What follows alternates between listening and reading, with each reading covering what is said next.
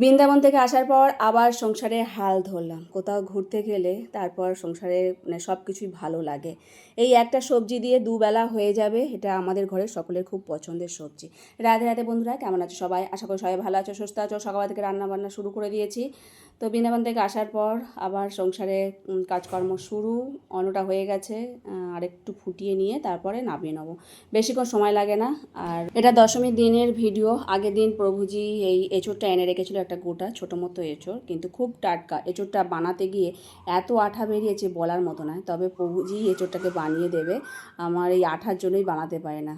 একটু ধুয়ে নিয়ে তারপরে ছোটো ছোটো করে পিস করে দিয়েছিল, সেটাই আমি পাশে গ্যাসে সেদ্ধ বসিয়ে দিয়েছিলাম। দুবেলার তরকারি হবে, আবার একটুখানি পকোড়া হবে। সেদ্ধ করার পর কিছুটা নিয়ে নিচ্ছি, যেটা পকোড়া বানাবো। আর এঁচোড়টাকে ভালো করে বেসন দিয়ে, আদা কাঁচা লঙ্কা বাটা দিয়ে, তারপরে একটু চালের গুঁড়ো কর্নফ্লাওয়ারের গুঁড়ো মাখিয়ে আর এটাকে একটু বড়া বানাবো। আর বাঁধাকপি ছিল, বাঁধাকপিটাকে আমি ঝিরিঝিরি করে নিয়েছি, সেটাকে সেদ্ধ বসিয়ে দিয়েছি, এটাকে ভাজবো।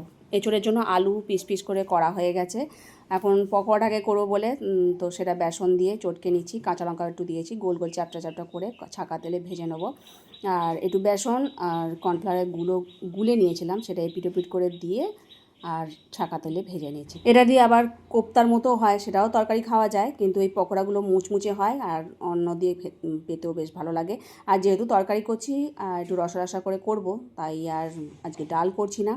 বাঁধাকপিটাও ভেজে নিচ্ছি, বাঁধাকপিটাও নিয়ে এসেছিলো। তো একটু এখনকার বাঁধাকপি একটুখানি জল ভালো করে সেদ্ধ করে চিপে নিয়েছি, শুকনো লঙ্কা সর্ষে ফোড়ন দিয়ে ভেজে নিলাম, হয়ে গেছে। এটাকে নামিয়ে রাখছি, তারপর তরকারিটা করব। একবারে দুবেলা করে নেবো, যাতে ও বেলাও হয়ে যায়। বৃন্দাবন থেকে আসার পর খুব জার্নিও হয়েছে, কেননা অনেক জায়গায় আমরা ঘোরাঘুরি করেছি, আবার গিরিরাজ পরিক্রমা করেছি। তো শরীর একটু খারাপই আছে। তো যাই হোক, অনেক জামা কাপড় পরে আছে, সেগুলো এখন আর কাচবো না, পরে আস্তে ধীরে কাচবো। এখন সংসারের যে সব কাজকর্মগুলো আছে সেগুলো সব করতে হবে।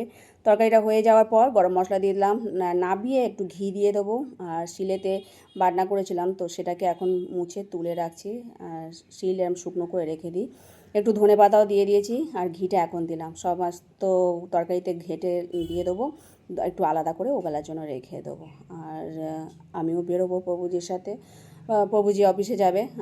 যাই হোক, ভগবানকে সব কিছু মিলিয়ে সেবা দিয়েছিলাম। আর আম ছিল, তোমাদের দেখিয়েছিলাম যে আসার সময় আম নিয়ে এসেছিলাম, তো সেই আম দিয়ে ভগবানকে সেবা দিয়েছিলাম। তো চলো এখন তাড়াতাড়ি করে প্রসাদ পেয়ে আর বেরিয়ে পড়বো।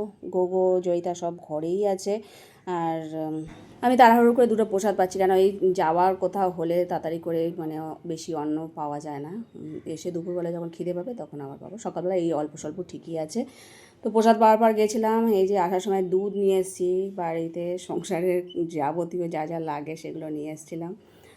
কেননা দুধ ফুট ছিল না সেগুলোই। আর প্রভুজি আবার আসার সময় বাজার নিয়ে আসবে, টুকটাক করে বাজার নিয়ে আসে। তারপরে একটু রেস্ট নিয়ে, গরমও পড়ে গেছে, ঘেমে স্নান করে গেছিলাম, তো রেস্ট নিয়ে জামাকাপড় চেঞ্জ করে আবার বাসনপত্র রান্নাঘরে সব পড়েছিল, সেগুলো সব মেজে নিয়েছি। আর তারপরে ঘরদোরও পরিষ্কার করবো, সব কিছু ফেলে রেখে চলে গেছিলাম।